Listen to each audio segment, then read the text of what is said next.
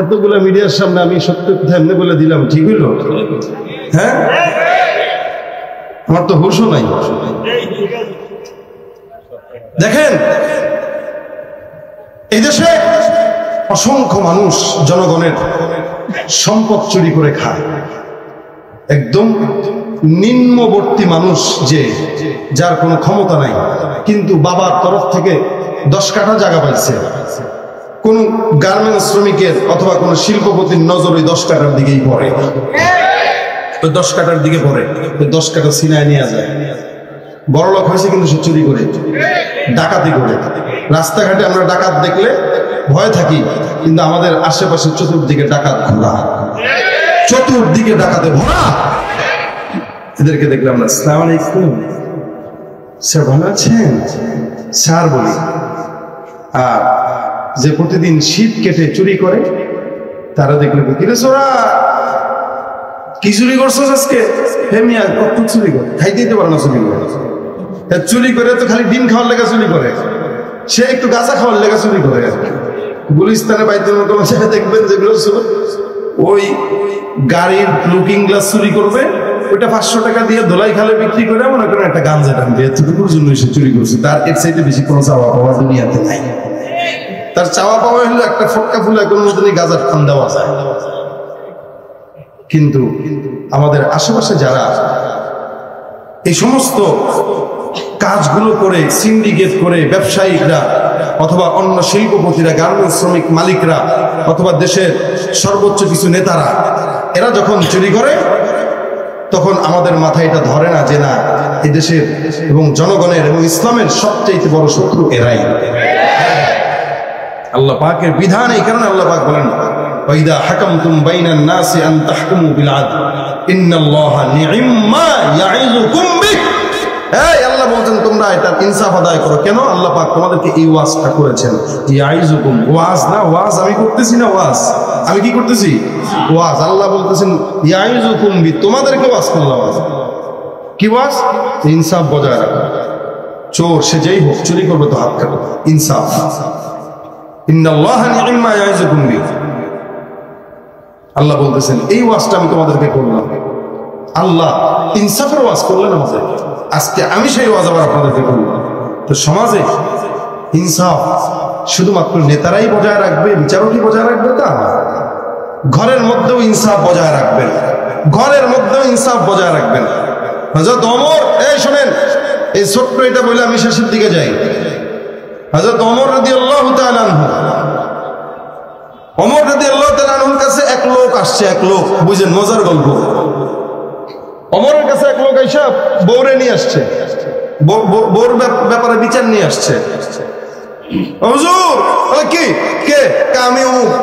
আমার ভালো লাগে না হুজুর, বউ খালি সারাদিন আমার উপরে কটকট কটকট করে চিল্লায়, খালি সারাদিন আমার উপরে গলার উপরে কথা বলে।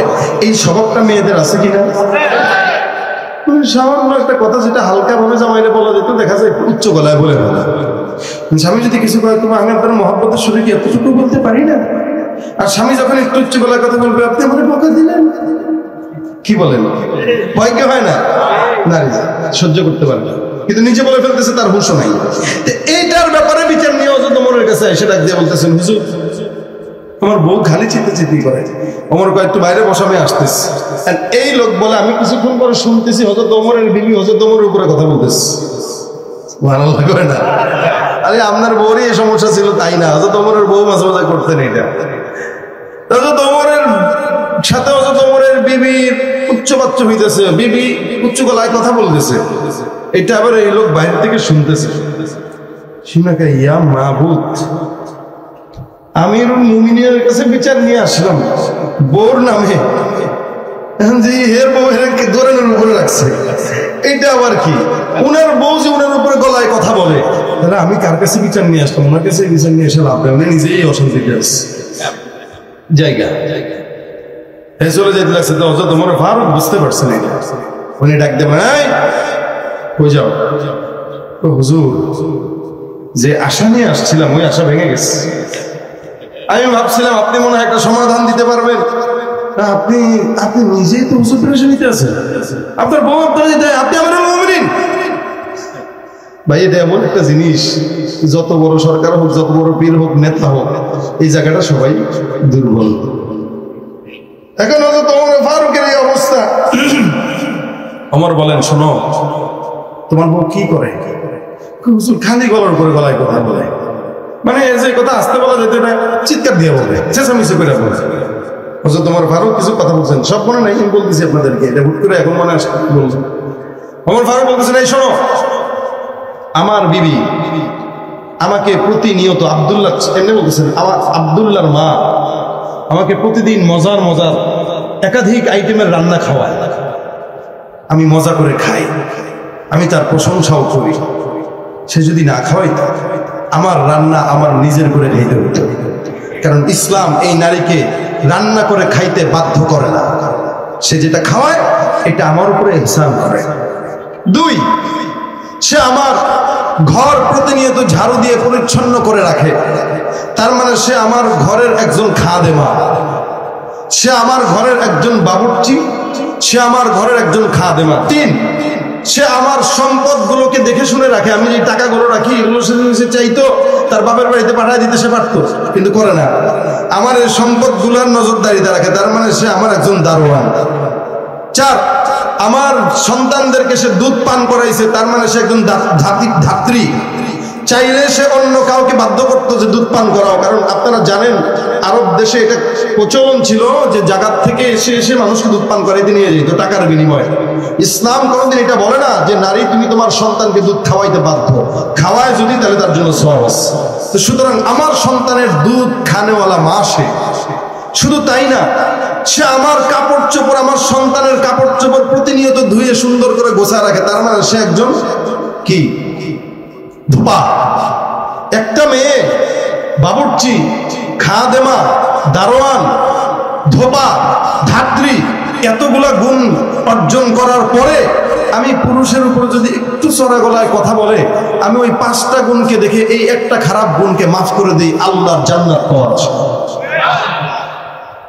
এবার এই সাহাবী ডাক দিয়ে বলতেছেন, হুজুর আমিও আল্লাহর রাস্তায় আমার ঘরে মাফ করে দিলাম।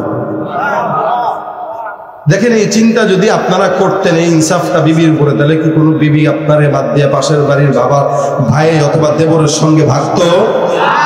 আমরা তো একটু লবণ কমে লিখুন, ফকির যে লবণ কম দিছস, কেমনে ডান্সস? এটা যদি বলেন 1 দিন 2 দিন 3 দিন, এই মেয়ে আপনার 3 দিনের মাথায় জবাব দিবে, তুই ফকির নির্ভর, তোর বাপ ফকির নির্ভর, তোর গোষ্ঠী ফকির নির্ভর। জবানটা তো খুলে দিয়েছেন আপনি, হিসেবে আপনি কবেন একটা শেখবো 10টা। জবান তো খুলছেন আপনি, আপনি পরে কোন যে আপনার আমার বউ খারাপ, আপনি খারাপ হইতে দিলেন কেন? কেন দিলেন আপনি? আপনি তো বই পাল্টে পারেন না, বিয়ে করতে বলছে কেন? বউ যদি রান্না করে খানা যদি খারাপ হয়, বলবেন বাহ মাশাআল্লাহ কি সুন্দর রান্না, এই খাবারটা কি বউ খাবে না? এই খাবারটা বউ খাবে না? খাবে। তা বউ যখন খেয়ে দেখবে কিরি কোনো ছাই হয়েছে না, মুখে দেওয়া যায় না, পাতে দেওয়া যায়, আমার স্বামী এত প্রশংসা কেমনে করবে? এখন স্বামীরে ফোন দিয়ে ভয়ে ভয়ে বউ জান বলবে না যে তুমি কি খাইছো, এরপরে তুমি যা দিছো মজার খাওয়া। ইন্নালিল্লাহ, কি বলো, এটা কোনো খাবার পাতে দেওয়া যায় না? লবণ হয়েছে না, ঝাল হয়েছে না, কিচ্ছু হয়েছে, কিছুই তো এটা কেমনে খাইলা তুমি? শোনো, এই যে সারা বছর খাওয়াইতেছো, একদিন তো একটু এদিক সেদিক হইতেই পারে। আমার কাছে তোমার এই একটু ভুল রান্নাটা আমার কাছে মনে হইতেছে অন্য দিনের চেয়ে বেশি মজা হচ্ছে। এতটুকু কথা যদি বলেন, বউ আল্লাহ আমার কি স্বামী দিছো এটা। আমি আমার স্বামী আজকে বাসায় আসুক, আজকে 5-7টা আইটেম রান্না করে রাখবো, আমার স্বামী যতটুকু মন চায় খাবে, মহব্বত বাড়বে না কমবে? বাদাইম্মা পুরুষ বউ পালতে পারে না, বিয়ে করে পরে দেয় বউর দোষ, আর কয়েকদিন পর পর বউরে নিয়ে কাজেরে ডাকে, বিচারকরে ডাকে, মা বাবার কাছে যায়, শ্বশুর বাড়িতে যায়, 1 দিন 2 দিন 3 দিন ঝগড়া ঝাঁটি থেকে সম্পর্ক ঠিকে পরে এ যায় এর কলিগের সাথে, ও যায় ওর। ইনসাফ নাই, বুঝেই তো না বউরে পালবে কি। এই কারণে বিবির অসংখ্য খারাপ গুণ থাকতে পারে, আপনি খালি এটা মাথায় রাখবেন যে সে আমাকে, হযরত ওমর এটাও বলছিলেন যে তার কারণে আমি গুনাহ থেকে বাঁচতে পারি, কারণ যখনই আমার জৈবিক চাহিদা হয় সে আমারটা পূর্ণ করে দেয়। সে যদি না থাকতো আমার গুনাহ করা লাগতো, তার কারণে আমি গুনাহ থেকে বাঁচতে পারি, ভিন্ন কোনো নারীর দিকে আমি নজর দেই না। এত কিছু যার ভিতরে আছে, এত বুড়া গুণ, তাকে মাফ করবো না কেন? এই জন্য আজকে থেকে নিয়ত করেন, যাদের ঘরে বিবি আছে, বিবিদের রান্না যদি খারাপও হয় এটাকে মাফ করে দিবেন। বিবিরা যদি একটু উচ্চবাচ্য কথা বলে মাফ করে দিবেন, হ্যাঁ ইনশাল্লাহ করেন। বোর উপরে এটা খুব বেজার, খুব রাগ। আরে পাবলিক যদি কইতেন নারী এই করছে তাহলে কইতেন ঠিক, এটাও ঠিক, তুই ঠিক করছিস কেন?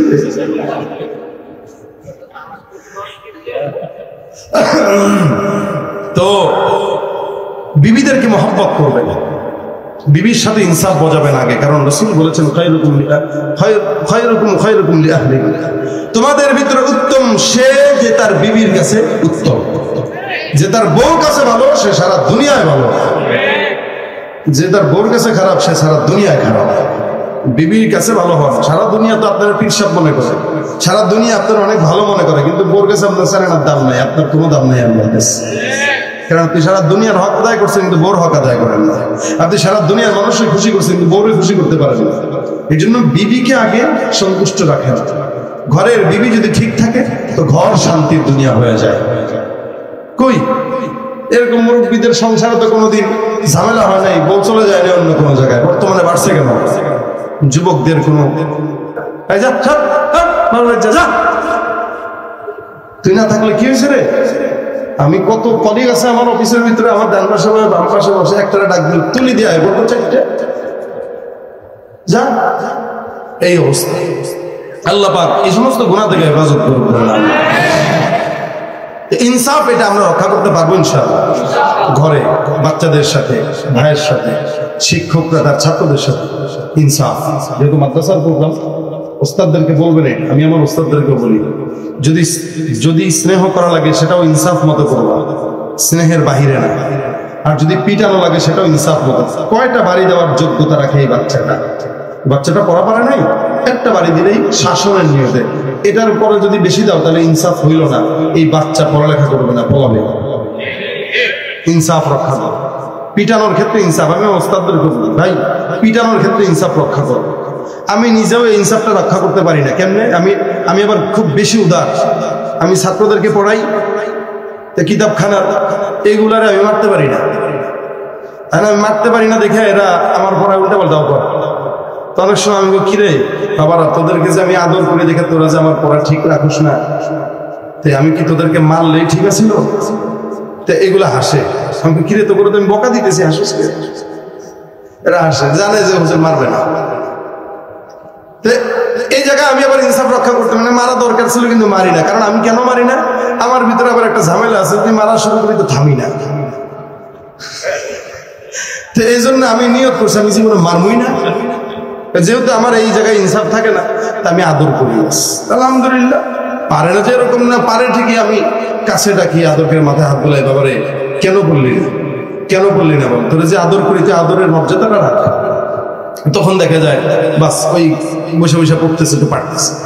যারা পিটাইতেছে দেখি এদেরটা ঠিক গট গট গট করে বলে ফেলায়, কিরে মার না খেলে মানুষ হবে। কিন্তু মারার ক্ষেত্রে ইনসাফ থাকা চাই। একটা বাড়ি তো একটাই, দুইটা না। বাড়ি মারবো ঠিক, দাগ হবে না শরীরে। এটা হবে শুধুমাত্র এই বাচ্চাটাকে শাসনের জন্য, কারণ এটা রাসূলের আদেশ। ঘরে লাঠি রাখা, শয়তানও ডরায়। এই যে বউর জন্য রাখবেন মেসওয়াক। রাসূল সাল্লাল্লাহু আলাইহি ওয়াসাল্লাম নির্দেশ দিয়েছেন, বউরে যদি সব মারা লাগে তা কেমনে মারবেন? মেসওয়াক দিয়ে। মেসওয়াক একটা পরে ধুমুদ্র মায়, বউর ইজ্জতে লাগতেছে, আমার স্বামী আমার মেসওয়াক সে সোজা হয়ে গেছে। আপনি বলেন রাসূলের আদেশ, আমি মেসওয়াক রাখছি তোর শাসনের জন্য না, ভয় দেখানোর জন্য। এটা দেখলে শয়তানও পায়। ঘরে লাঠি রাখবেন ছেলে মেয়েদের জন্য। আমি তো আমার সন্তানদের গায়ে কখনোই হাত দিই না। তো উল্টা পাল্টা করলাম কি ব্যাত কিন্তু ঘরের মধ্যে আছে ভাই, করবো না। কেন রাখলাম? মারার জন্য না, রাসূলের সুন্নাহ অনুযায়ী।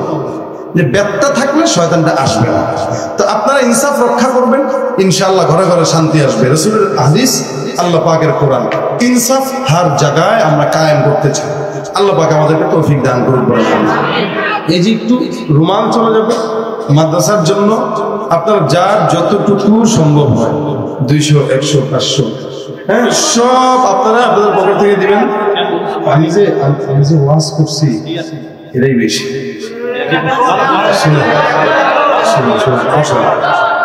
লোক পাঠায় দেন, লোক পাঠায় দেন। আর কে কে আছেন একটু আমার হাতে 500-1000 দিবেন, যদি মাদ্রাসার জন্য দেন তাড়াতাড়ি করেন। আমি তো ভাবছি আধা ঘন্টা ওয়াজ করবো, 1 ঘন্টা হয়ে গেছে। কোথায় নিয়ে আসেন, নিয়ে আসেন, হুজুরকে নিয়ে আসেন, আনেন, গাইতেছি। আমার হাতে দেন, টাকা দেন, আমার হাতে 500-1000 যদি দেন তাহলে আমি এই কেমন মুসলমান দেখতে যাবো, একটু দেন দেখি। আসেন কেউ 500-1000 আমার হাতে দিবেন। এই এখন ক্যামেরা বন্ধ রাখুন, আমি কালেকশন করতেছি, এটা ভিডিও করা কিছু বন্ধ করেন। সাথে নাই পরিচয় মানো না কুরআন, নামাজের সাথে নাই পরিচয় মানো না কুরআন। তুমি কেমন মুসলমান, তুমি কেমন মুসলমান, তুমি কেমন মুসলমান। তুমি রমজান এলে রাখো না রোজা, দিনকে করো আঘাত, পয়সা করির নেই তো অভাব, দাও না তো যাকাত। রমজান এলে রাখো না রোজা, দিনকে করো আঘাত, পয়সা করির নেই তো অভাব, দাও না তো যাকাত। তুমি ইমানদারির বড়াই করো, নেই তোমার ঈমান, ইমানদারির বড়াই করো, নেই তোমার ঈমান। তুমি কেমন মুসলমান, তুমি কেমন মুসলমান। নামাজের সাথে নাই পরিচয় মানো না কুরআন, নামাজের সাথে নাই পরিচয় মানো না কুরআন। তুমি কেমন মুসলমান। তুমি নবীর উম্মত দাবি করো, সুন্নাহ মানো না, নবীর অপমানে তোমার হৃদয় কাঁদে না। তুমি নবীর উম্মত দাবি করো, সুন্নাহ মানো না, নবীর অপমানে তোমার হৃদয় কাঁদে না। তুমি বিজাতীয় সংস্কৃতিতে সপেছ পরাণ, তুমি বিজাতীয় সংস্কৃতিতে সপেছ পরাণ। তুমি কেমন মুসলমান, তুমি কেমন মুসলমান, কেমন মুসলমান, তুমি কেমন মুসলমান। নামাজের সাথে নাই পরিচয় মানো না কুরআন, তুমি কেমন মুসলমান। টাকা উঠানো হয়ে গেলে এখানে নিয়ে আসেন। আল্লাহ পাক আজকের মাহফিলকে কবুল করুক। হযরত আসেন মুনাজাত যেন একজন বলে লা ইন বাসাত্তা ইলাইয়া ইয়াদাকা লিতাকতুলানি মা আনা বিবাসিতিন ইয়াদিয়া ইলাইকা লিয়াকতুলাক ইন্নী আখাফুল্লাহ রাব্বাল আলামিন। হাবিল আর কাবিলের মারামারির ঘটনা জানেন তো আপনারা?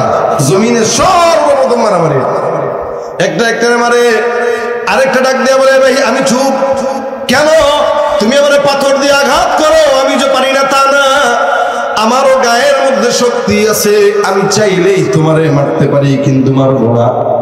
লা ইন বাসাত্তা ইলাইয়া ইয়াদাকা লিতাকতুলানি, তুমি যদি তোমার হাতকে আমাকে হত্যা করার জন্য প্রসারিত করে দাও, কিন্তু আমি আমার হাতকে প্রসারিত করব না। কেন?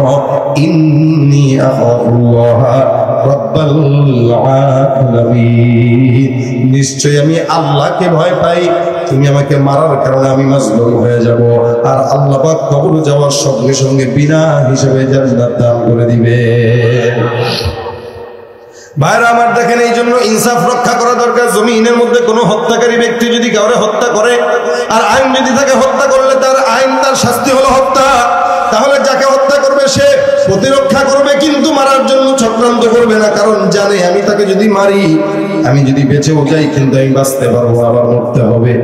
এই কারণে আল্লাহ পাক রব্বুল আলামিনের হাবিব বলেন, বান্দারা নিজেদের ভিতরে ইনসাফ ঢোকাও। আল্লাহ পাক আমি পয়গম্বরকে ইনসাফওয়ালা বানাইছেন। সুবহানাল্লাহ। রাসূল করিম সাল্লাল্লাহু আলাইহি ওয়াসাল্লাম সাহাবারা ইনসাফ করতেন। দেখেন হযরত আলী রাদিয়াল্লাহু তাআলা আনহু রাসূল সাল্লাল্লাহু আলাইহি ওয়াসাল্লামের কয় নম্বর খলিফা? বলে 4 নম্বর। হযরত আলী রাদিয়াল্লাহু তাআলা আনহু ওনার একটা পানির পাত্র হারায় গেছে, খুঁজে পায় না। হঠাৎ করে তাকায় দেখে একজন ইহুদির হাতে ওনার পানির পাত্র। আলী রাদিয়াল্লাহু তাআলা আনহু ইহুদিকে ডাক দিয়ে বলে, এটা তো আমার। ইহুদি বলে, না না, এটা আমার জিনিস, তোমার এটার দলিল কি? আলী বলেন, কোনো দলিল নাই, দলিল ছাড়া এটা আমার। দুইজনের মধ্যে দ্বন্দ্ব। দেখেন খুব বুঝবেন, ওই সময় আলী রাদিয়াল্লাহু তাআলা আনহু তখনকার বাদশা আমিরুল মুমিনিন। আমিরুল মুমিনের সঙ্গে একজন ইহুদির তর্কতর্কি হচ্ছে, ঝগড়া হচ্ছে, কি নিয়ে? একটা পাত্র নিয়ে। আলী বলেন, ঠিক আছে চলো কাজীর কাছে যাই বিচারের জন্য। কাজীর কাছে গেলেন বিচারের জন্য, বিচার পাওয়ার জন্য। বলেন তো সরকারটাকে? হযরত আলী। সরকার যদি আলী, তাহলে বিচারপতিটাও কার হলো? সরকারের। সাধারণভাবে হিসাব হলো এই সরকারের অধীনে যে বিচারপতি থাকবে সে তো সরকারের দিকেই রায় দিবে, কিন্তু না না, ইসলাম বলে সরকার যেই হোক না কেন ইনসাফ রক্ষা করে প্রত্যেকটা বিচারকের বিচার করা আদেশ কার? আল্লাহ পাক রব্বুল আলামিনের পয়গম্বরের সাহাবী আলী রাদিয়াল্লাহু তাআলা আনহু বিচারকের কাছে গেলেন। বিচারক দুইজনকে দাঁড় করাইলেন, এদিক দিয়ে একজন, ওদিক দিয়ে আরেকজন। এদিক দিয়ে আলী, ওদিক দিয়ে ইহুদি। বিচারক কয়, এই এটা বলে চুরি করছস তুই? এই মালিক বলল। ইহুদি ডাক দেয়া কয়, দেখছে সাক্ষী কই? আলী রাদিয়াল্লাহু তাআলা আনহু বলেন, কোনো সাক্ষী নাই। বিচারক বলে, হযরত আপনি চুপ থাকবেন, বলো এটা তোমার নাকি? বলে হ্যাঁ এটা আমার। কেমনে তোমার? বলে এটা আমার দখলে আছে, যার কারণে এটা আমার। আলীকে ডাক দেয়া বলতেছেন, হুজুর এবার আপনি বলেন এটা কার? হুজুর বলেন এটা আমার। প্রমাণ কি? বলে কোনো প্রমাণ নাই। তাহলে আপনি কেমনে জানেন এটা আপনার? একই জিনিস তো বাজারে দুইটাও থাকতে পারে। আলী বলেন, আরে না, এটা আমারই, এটা চুরি করছে নিশ্চিত, আমি সত্যবাদী বললাম। এখানে বিচারকের মনে করা দরকার ছিল একজন আমিরুল মুমিনিন আলী রাদিয়াল্লাহু তাআলা মিথ্যা বলতে পারে না, ঠিক কিনা? কিন্তু জীবনে ইসলামের মধ্যে আল্লাহ পাক রব্বুল আলামিন প্রত্যেকটা জীবন বিধানে বান্দাকে দিয়ে দিয়েছেন। যখন কোন বান্দা কারো ব্যাপারে আবদার করবে, কোন বান্দা কারো ব্যাপারে কোনো দাবি করবে, ওই দাবির বিপরীতে সাক্ষী প্রমাণ করার কথা বলেছেন আল্লাহ। বিচারক ডাক দিয়া বলেন, আলী বুঝলাম এটা আপনার, কিন্তু সে যে চুরি করছে এটার কোনো সাক্ষী আছে? বলে না। যেহেতু আপনি সাক্ষী দিতে পারেন নাই, রায়টা কিন্তু আমি আপনার পক্ষে দিতে পারতেছি না। প্রমাণ দিতেই আমি তারা বলতে পারতাম তুমি চুরি করছো, যে সাক্ষী আছে, সাক্ষী তো নাই। আর সে যেহেতু এখন মালিক, মালটা তার হাতে, তার তো দলিল লাগবে না, কারণ জিনিস তো তার কবজায়। এই অনুযায়ী ইহুদি জিতে গেল, আলী রাদিয়াল্লাহু তাআলা আপনি ঠকে গেলেন। এটা যদি আমাদের দেশে হইতো, কি হইতো এটা আল্লাহ মাহমুদ জানে। বর্তমান সময়ের কোন এলাকায় কোন যদি এটা ঘটতো, কি যে হইতো এটা আল্লাহ জানে।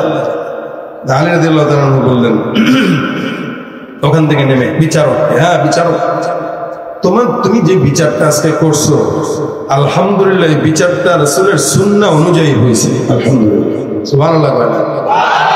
আলী বলতেছেন তুমি যে বিচারটা করেছো এই বিচারটা রাসূলের সুন্নাহ অনুযায়ী হয়েছে, সুতরাং আমি তোমার উপরে পরিপূর্ণ সন্তুষ্ট। আল্লাহু আকবার। দেখেন ইসলামী খেলাফত কতটা গুরুত্বপূর্ণ জিনিস, ইসলামী আইন কতটা গুরুত্বপূর্ণ জিনিস। একটা খেলাফতের বিরুদ্ধে চলে যাওয়ার পরেও খেলাফতের খলিফা বলতেছে, ভাই আমি খুশি হয়েছি যে তুমি আমার দিকে তাকাও নাই, ইসলামের আইনের দিকে তাকিয়েছে। ইহুদি এটা দেখছি কি দেখে নাই? ইহুদি এবার ডাক দিয়ে বলতেছে, এটা কি হইল? বলে কি? শুনেন শুনেন, আপনারা সবাই শুনেন। আসলেই আমি যে পাত্রটা আমার হাতে নিয়ে রাখছি এটা আমার পাত্র না, এটা আমি চুরি করছি আলীর ঘর থেকে। সবাই শুনেন, চুরি করার পরে আমি এই জায়গায় আসছি বিচার নেওয়ার জন্য। আমি দেখছি যে বিচারটা কি হয়। আমি অবাক হয়ে গেলাম, একজন খলিফার নিযুক্ত করা বিচারক সে সরাসরি খলিফার বিরুদ্ধে আইন পাশ করলো। যেই খেলাফত এত সুন্দর, যে বিচারক এত সুন্দর, যে খলিফা এত সুন্দর, আল্লাহর কসম ওই ইসলাম কোনদিন অসৌন্দর্য হতে পারে না। আমি তোমাদের সবাইকে সাক্ষী রেখে বললাম, আমি নিজে কালেমা পড়ে মুসলমান হয়ে গেলাম। এক ঘটনায় ইহুদি কালেমা পড়ে মুসলমান হয়ে গেছে, শুধুমাত্র ইনসাফের কারণে। আবার দেখানো যেত ওমর রাদিয়াল্লাহু তাআলা আনহু কেমন জলিলুল কদর সাহাবী। উনি এমন সাহাবী ছিলেন, হযরত ওমর ফারুকের কাছে দুইজন ব্যক্তি, একজন ব্যক্তি আরেকজন ব্যক্তির সঙ্গে মুসলমান একজন, আরেকজন ইহুদি, দুইজন মিলে ঝগড়া লাগছে।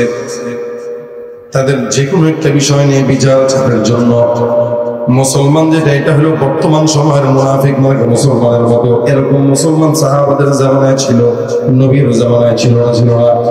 ছিল। মুনাফিক সব জায়গায় ছিল। রাসূল সাল্লাল্লাহু আলাইহি ওয়াসাল্লামের কাছে গেলেন বিচারের জন্য। ইহুদি মুসলমান প্রথমে ইহুদিকে ডাক দেয়া বলে, এইটার বিচারের জন্য তোমাদের ইহুদির বিচারকের কাছে যাওয়া লাগবে। কিন্তু ইহুদি তাতে রাজি না, কারণ ইহুদি জানে এরা মারাত্মক খারাপ জাত, একমাত্র ভালো বিচার যদি পাওয়া যায় সেটা মুহাম্মাদের কাছেই পাওয়া যাবে। সুবহানাল্লাহ। দেখেন, এরা নবীকে মানতো না, কিন্তু এটা বুঝতো যে রাসূলের মতো ভালো মানুষ দুনিয়াতে আর নাই, এটা মানতো, 100% মানতো। যার কারণে নবী করিম সাল্লাল্লাহু আলাইহি ওয়াসাল্লাম যে হিজরত করে চলে গেছিলেন মদিনায়, আলীকে রেখে গেছিলেন না? কেন গেছিলেন? অন্যতম এটাও কারণ ছিল যে আলীর রাসূলের কাছে সমস্ত ইহুদি নাসারারাও আমানত রাখত। এই আমানতের মাল যেন আলী রাদিয়াল্লাহু তাআলা ঠিক মতো বুঝাই দিতে পারে, এই জন্য আলীকে দিয়ে রাখছিলেন, কারণ আলীর কাছে এগুলো দায়িত্ব দিয়ে রাখতেন রাসূল সাল্লাল্লাহু আলাইহি ওয়াসাল্লাম। দেখেন, নবী চাইলে তো এগুলো নিয়ে যেতে পারতো, আবার ইহুদিরাও চাইলে পারতো, আরে মুহাম্মদ গেছে এখন কি হবে আমাদের, কিন্তু এদের বিশ্বাস ছিল মুহাম্মদ গেলেও আমাদের মালের এক বিন্দু পরিমাণ ক্ষতি হবে না, এতটুকু বিশ্বাস রাসূলের উপর তাদের ছিল। কি পরিমাণ ইনসাফ হলো নবী দেখেন।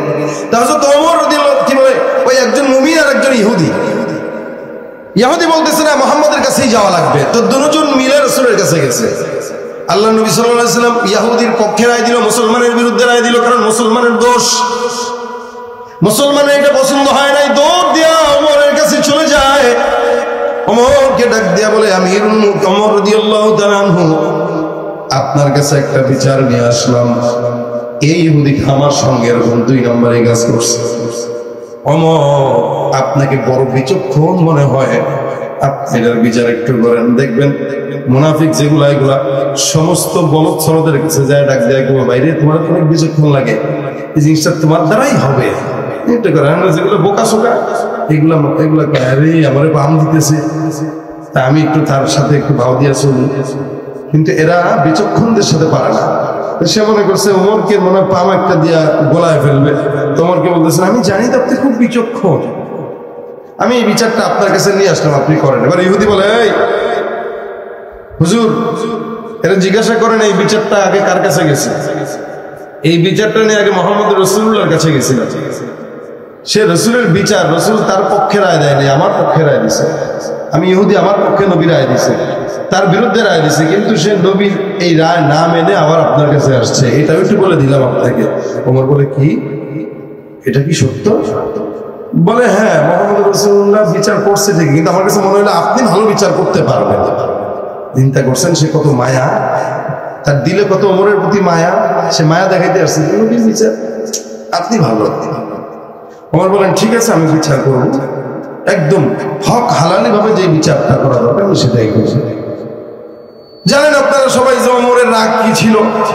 তা হযরত ওমর ফারুক ঘরে গেলেন, তরবারিটা খুলে আইনে বলতেছেন, বিচার তো করা লাগে।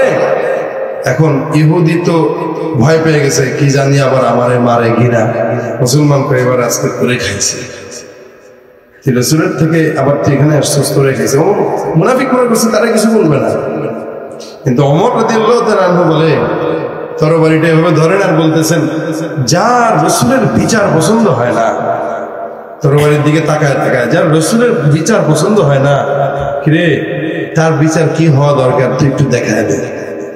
রাসূল সাল্লাল্লাহু আলাইহি ওয়াসাল্লামের বিচার পছন্দ হয় না, ওমরের কাছে আসছে। ওমর রাদিয়াল্লাহু তাআলা কথাবার্তা ছাড়া একটা আঘাত দিয়া গর্দান বেহদ থেকে আলাদা করে দিয়ে দিয়েছিল।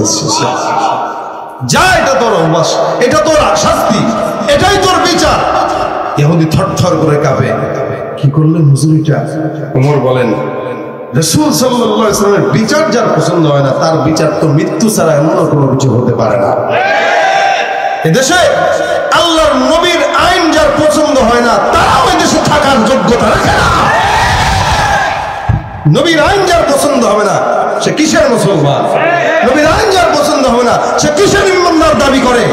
সে তো এই জমিনে, আল্লাহর জমিনে থাকার রায় তার নাই, আল্লাহর জমিনে থাকার কোনো রাইট তার হতে পারে না। আল্লাহর জমিনে থাকবো, আল্লাহর খাবো, আল্লাহর পড়বো, আর উল্টা পাল্টা কাজ করবো, গোলামি করবো তাগুতের, এটা মুসলমানের কাজ না, এটা ইহুদিরা ছাড়া দালালদের কাজ। রাসূল সাল্লাল্লাহু আলাইহি ওয়াসাল্লাম আল্লাহ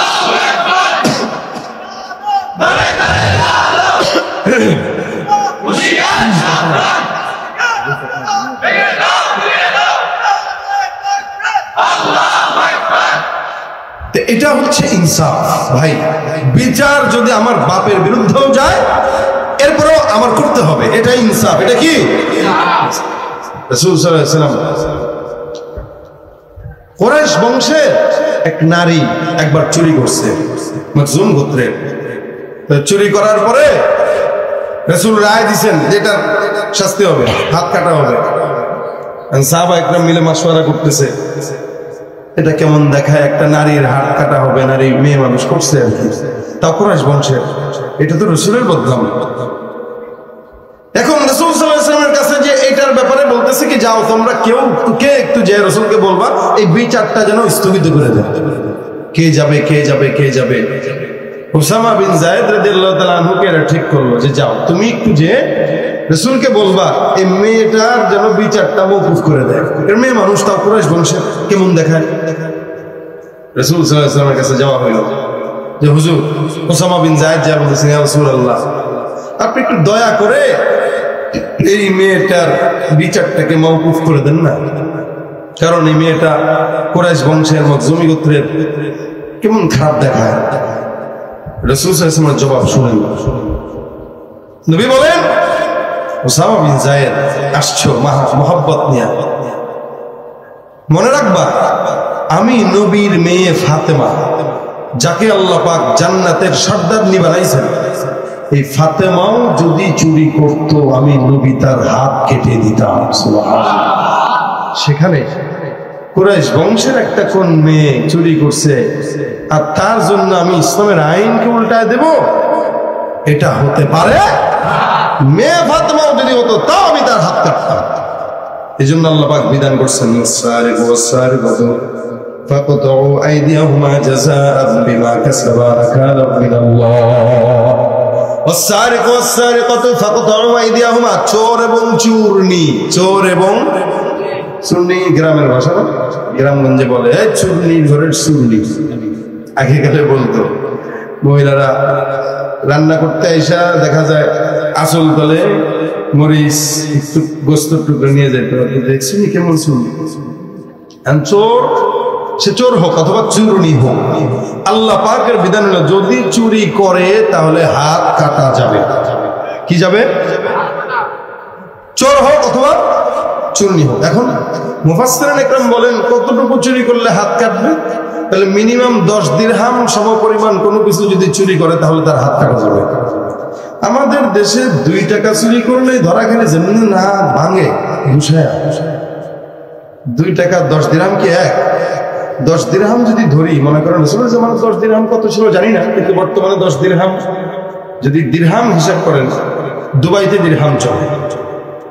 1 দিরহাম মনে করেন 31 টাকা, তো 10 দিরহামে 350 টাকা ধরলাম, প্রায় 350 টাকা। তো 350 টাকার মাল চুরি করলে না তখন হাত কাটবেন। এরপর এটার ব্যাখ্যা হচ্ছে, আমি ওদিকে গেলাম না, মিনিমাম 10 দিরহাম। 10 দিরহাম চুরি করলে হাত কাটা যাবে। কিন্তু আফসোসের বিষয়, আপনারা কষ্ট নিয়েন না, রাগ করেন না, আফসোসের বিষয়টা আমাদের দেশে 5 টাকা চুরি করলেও চোরকে মারতে মারতে মারতে মারতে মারতে মারতে আধা মরা বানায় দিয়ে রাস্তা ফেলা রাখে, এদিক দিয়ে রক্ত বেরোয়, এদিক দিয়ে বেরোয়, এদিক দিয়ে বেরোয়, শেষ। কিন্তু এই সমাজে জনগণের টাকা, কোটি কোটি টাকা চুরি করে বিদেশে যায় বাড়ি করার মতো চোরের অভাব নেই। ওদেরকে দেখলে আপনারা আসসালামু আলাইকুম কথা কয় না?